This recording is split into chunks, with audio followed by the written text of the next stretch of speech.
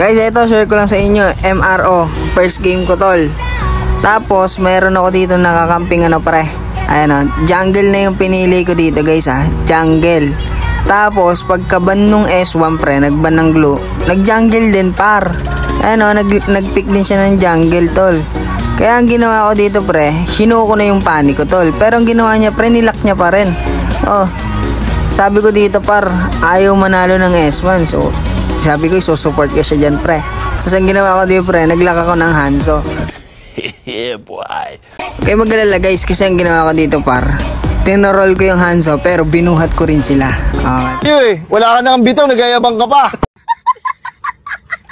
Makikita nyo tol paano yung ginawa ko dito guys. Kasi ito yung early namin tol. Siyempre normal, hindi natin siya pagbabapen, diba? Kasi nga kinuha yung ano sa atin, retry sa atin eh. Kasi marami naman akong ticket dito guys, kaya ganito yung laro ko dito pre. Tapos dito dumating yung Fanny. Ano, ini-invade na kami ng Franco tsaka ng Fanny par. Di nila alam, kinakancel ko dito yung ano para yung Haya. So sila pa yung mabibigyan dito, nakapag-player pa dyan yung Hanzo tol. Kaso nabuhay pa rin sila tol, diba? Ang ginagawa ko lang talaga, hindi ko siya pinagpa-farm tol. Tingnan mo, inaayos ko naman din talaga eh. Kasi tingnan mo, inaagawan ko pa nga ng farm yung Fanny dito. Munti ka pa umahok doon tol, buti nakailag. Sexy pala na yan so tol. Talagang makikita nyo yung inaayos ko dito pre. Kasi dito tignan mo pre oh, tinulungan ko pa yung kakampi ko dito mamamatay tol. Tingnan mo, nakapagbigay pa ako dito par, napatay ko yung XP nila tol, diba? Kahit ganito yung hero natin tol, hindi ibig sabihin nun wala na tayong gagawin dito sa game na tol pare, diba? Oh, ang kaso lang pre, ang problema sa amin dito, hindi kami nag-objectives nung Haya. Kasi nga, paunahan kami dun sa farm pre. Makikita nyo tol, inaayos ko naman talaga. Ayun tignan nyo guys, hindi ko lang talaga siya dito pinagbabap pre. Diba? Tapos dito sa mid lane tol, eto, syempre hindi pwedeng wala tayong gagawin dito. Hinabol ako dito ng Gusion pre, syempre babalikan natin yan tol. Ang kulit eh. Makulit ka boy. Agawan pa sana ako ng Haya dun tol, kaso wala, nakuha na natin tol. Hindi porkit Hanzo yung pinig ko tol, wala na tong gagawin, diba? Bumabawi pa rin naman ako tol kahit anong mangyari. Tignan nyo nga dito guys, 4-0 na ako dyan diba? Mabibigyan pa din namin dito yung Granger tol. Sinong cancer sa atin ngayon pre? Tignan mo yung level ko pre, level 8 na. Ito, na-pass forward natin, level 11 na tayo dito pre. May kita nyo tal, kinukuha ko lang talaga yung buff ng Fanny. Tapos mabibigyan ko pa nga yung Fanny dito pre Tingnan mo. Diba? Sinong cancer dito pre? Gusto ko pa rin manalo kahit ganito yung pinik natin tol, diba?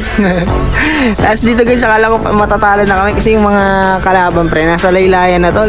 Hindi ko alam kung mananalo pa ba kami dito pre, pero buti na lang nabigyan natin na yung tank tol. Tapos sinabol pa nga namin yung dalawa dito, kaso wala. Magpaparm nga sana ako dito, kaso nagulat ako, nandun yung Gusion tol. Tapos eto guys, eto, mapapatay ko dito yung Granger pre.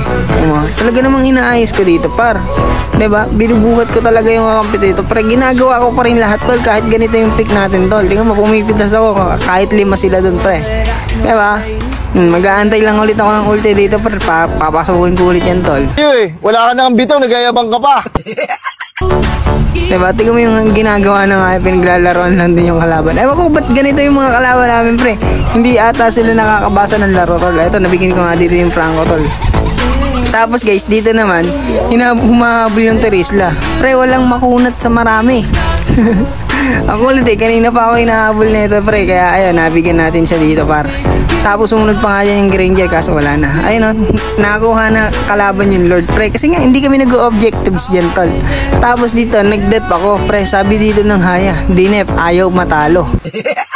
Siyempre tol, Emro pa rin to diba? Kailangan pa rin natin manalo dito tol, kahit ganyan ka, ganito rin ako.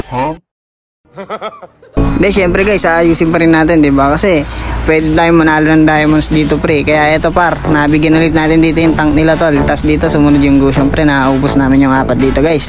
Tapos dito guys, eto, sinugod ulit namin sila par. Etong tank lang talaga yung kumukulit sa akin pre, kaya eto yung inuuna ko Ano, inultihan niya pa nga ako dyan, paso nag-player pa siya. Kala niya makakatakas pa siya doon tol, kaso hindi na siya nakatakas doon tol. Tapos dito guys, nakuha ng kalaban yung Lord dito pre. Kaso anong nangyari dito pre, ang galing ng mga kakampi ko dito pre. Eto yung nagpanalo sa amin guys, kasi dito 3 yung patay, tapos nabigyan pa nila dito yung Franco tol. Tapos dito Gusion na lang yung natitira pre. At eto, mapapatay pa namin tol. Tignan nyo, ubos yung 5 dito pre. Eto yung nagpanalo sa amin tol. Yun yung magandang ginawa ng mga kampi ko pre. Kaya sabi ko dito par, GG pa kayo. Tinalo pa sila ng ganitong lineup pre. Syempre diba, pinuwat natin yung 5 par. Nagayabang ka pa.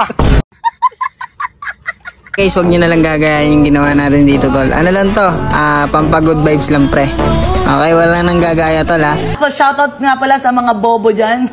Marami tayo, tanggapin nyo lang. Follow nyo ako, guys, kung gusto nyo ng mga gantong contents natin. Ito po yung page natin, YTN TikTok. Thank you, guys.